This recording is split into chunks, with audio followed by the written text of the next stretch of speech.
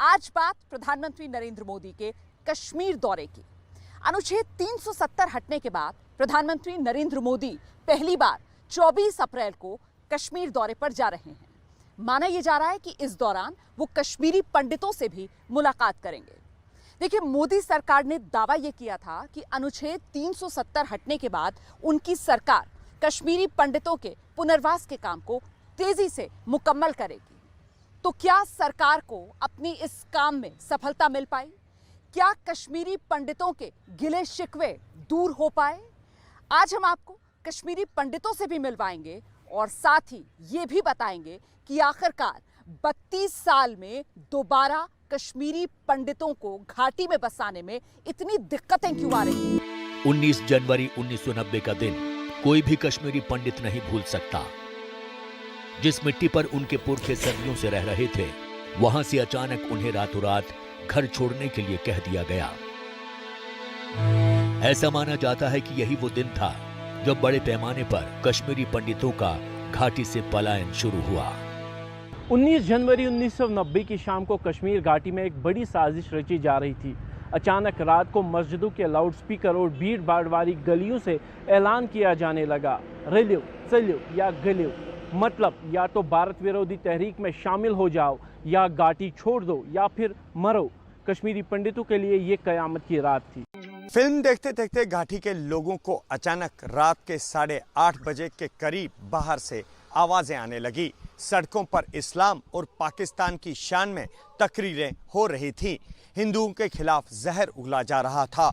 कश्मीरी पंडितों की वो रात बड़ी बारी गुजरी। पुश्तैनी घरों को छोड़कर हजारों कश्मीरी पंडितों ने घाटी से पलायन करने का फैसला किया। उस दौर को याद कर आज भी वो लोग खौफजदा हो जाते हैं। 90 में तो हालात बहुत ख़राब थे। यहाँ पर मकान जलाए गए, लोग मारे गए, हालात बहुत ख़राब थे। तो उस वक्त तो लोगों को जेन्युइन था, वो भागे, हम भी भागे, सारे भाग गए यहाँ से। ऐसा माना जाता है कि 19 जनवरी 1990 को सबसे ज्यादा कश्मीरी पंडितों ने कश्मीर छोड़ा था। उसी रात घाटी से पंडितों का पहला जत्था निकला था। ये बस टिकट उस रात की गवाही देता है, जब कुछ कश्मीरी पंडितों ने सरकारी बसों से जम्मू का टिकट कटाया। उस रात को खरीदे टिकट ने इन पंडितों का घाटी से नाता हमेशा हमेशा के लिए तोड़ दिया। कश्मीर की आइडेंटिटी बम बंदूक और अलगाववाद बना दी गई थी।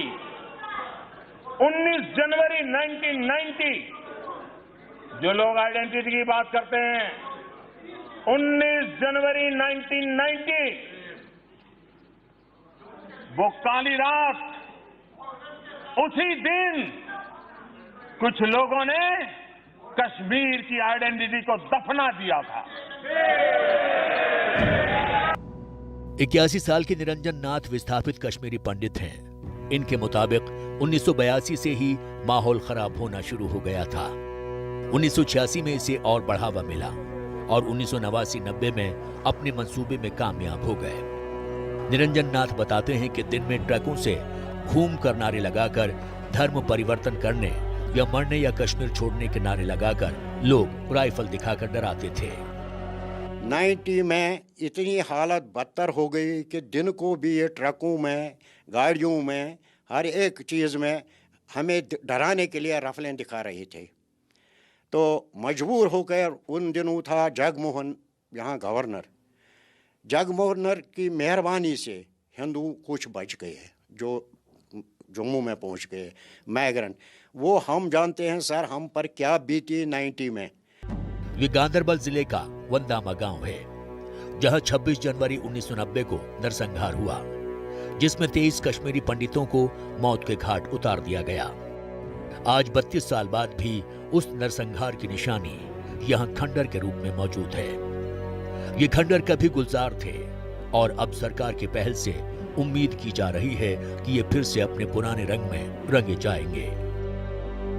वंदामा गांव में हुए नरसंहार ने कश्मीरी पंडितों का अस्तित्व इस गांव से भले खत्म कर दिया गया हो, लेकिन उनकी निशानी आज भी यहां दिखती है। मेरे बगल में ये जो खंडहर आपको दिखाई दे रहे हैं, ये उन्हीं कश्मीरी पंडितों के आलीशान घर थे जिनको छोड़कर वो कश्मीरी पंडित तंबुओं में पहुंच गए।